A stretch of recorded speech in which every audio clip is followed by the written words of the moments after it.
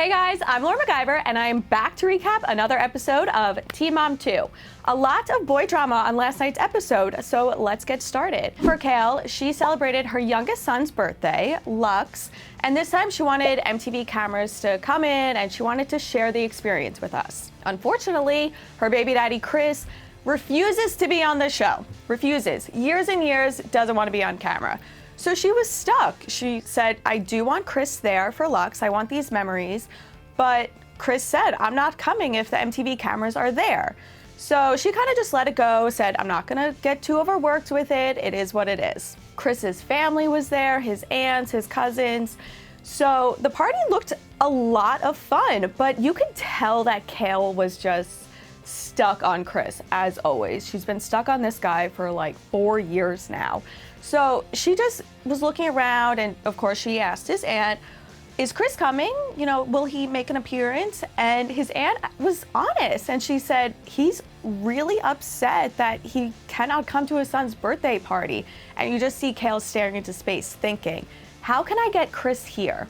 So she called him up, they worked things out. He did agree to come to the party because Chris is just so great, but under one condition. Not one camera can point in his direction. Otherwise, he will spit on the camera. That's how he's going to react if he's on the show. Now, as we can remember, he's been on camera before, but they just have blurred his face. But I guess he still doesn't want just anything to do with it, even though, you know, he's never signed a form or anything. He's done. He never wants to make an appearance. So he was able to come, and Kale was so happy, and Lux seemed to have a great time. It looked like a lot of fun. So I'm glad we got to see the party, but unfortunately, you know, Chris just makes a big deal out of it instead of just being on camera. Briana. So we kind of see her relationship crumbling a little bit. So John came all the way to Florida on last week's episode to celebrate Stella's birthday. I think that was really nice. Stella's dad, Lewis, wasn't there. Devon wasn't there. So the fact that John came from New York to Florida, that just shows a lot. And even Briana did admit, she's like, yeah, I'm really grateful. She really didn't seem it. She seemed like she was lying a little bit.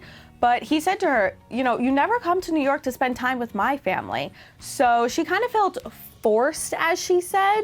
So she packed up the girls. They came to Long Island. She was so close to me. Lucky me.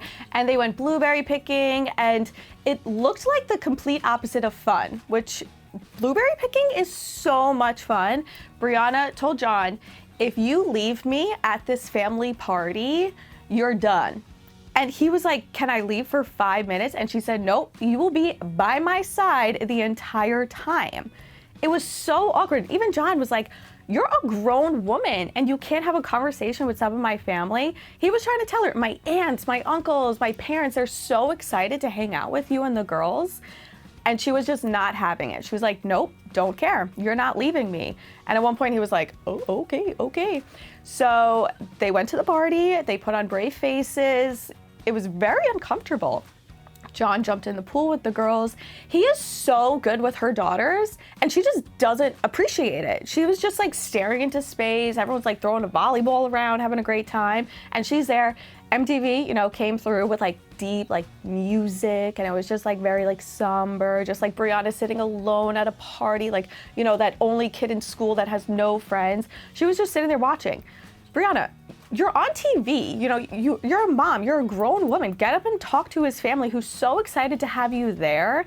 And she was just making a big stink out of it. Like, just grow up, get to know them. John's making a huge effort to be with your daughters, yet you're acting in the most immature way possible.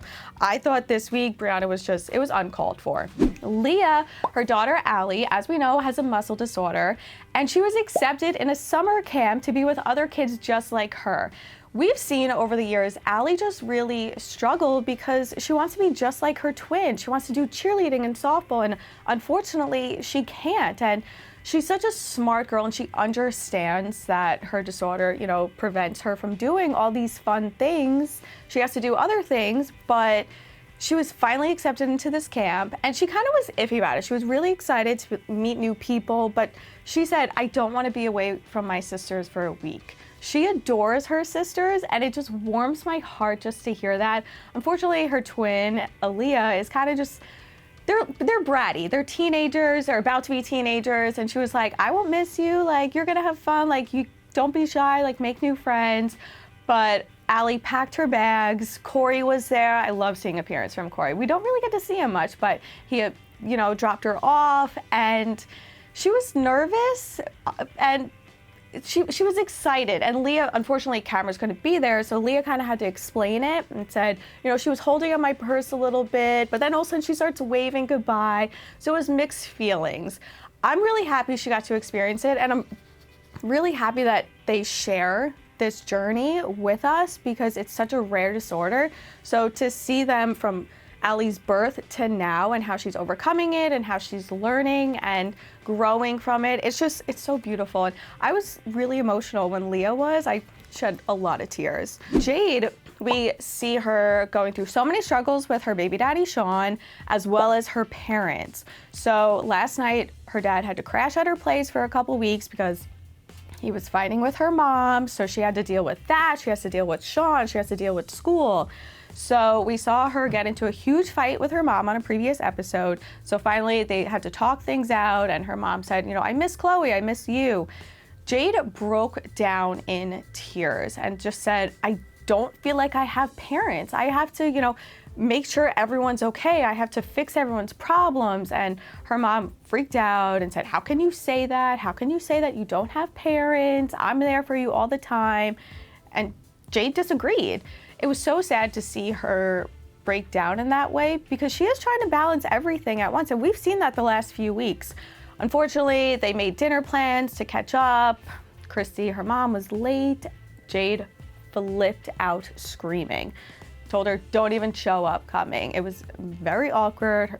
It was just an endless fight between those two, but hopefully they get to work things out.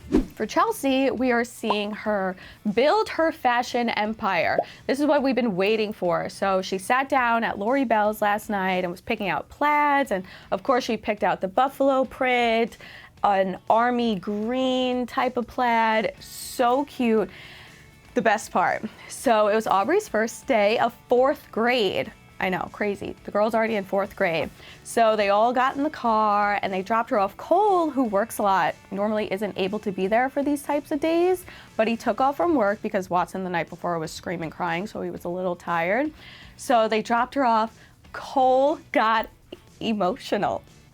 Cole, as if he couldn't be any more gorgeous, then he breaks down into tears and just becomes even more gorgeous. And he was saying, they grow up so fast. When your parents tell you these years just fly by, he was like, they're right, they're right. And I was like, go! Like, it was just so beautiful. Chelsea didn't even seem like she appreciated it. She was like, stop, Cole. She's probably so used to just staring at his gorgeous face all the time.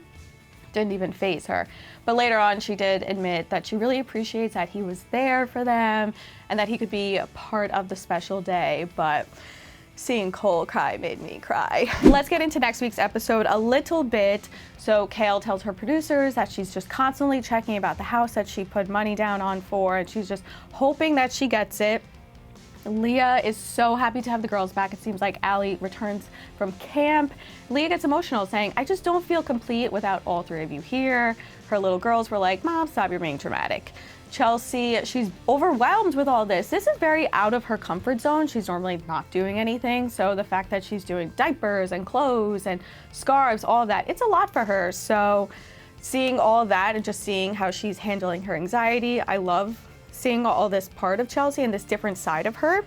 For Briana, she talks more about Devon and Nova and how he hasn't really seen much of her since the pool incident. And then Jade, her mom's in jail. Like I said in another video, everybody's in jail. So she calls up and she said, Jade, can you please bail me out? I'm in jail. And even Jade's like, what? You're in jail? End clip. So I'm excited to see why she's in jail, if Jade does bail her out, how she reacts, because we've seen on last night's episode, there's a little tension between the two. So it's like, are you gonna bail your mom out of jail? Or are you gonna let her sit there? All right, everyone, that is all I have for this week. Make sure you come back next week to see me recap another episode of Teen Mom 2. And don't forget to subscribe to our YouTube channel below. Bye.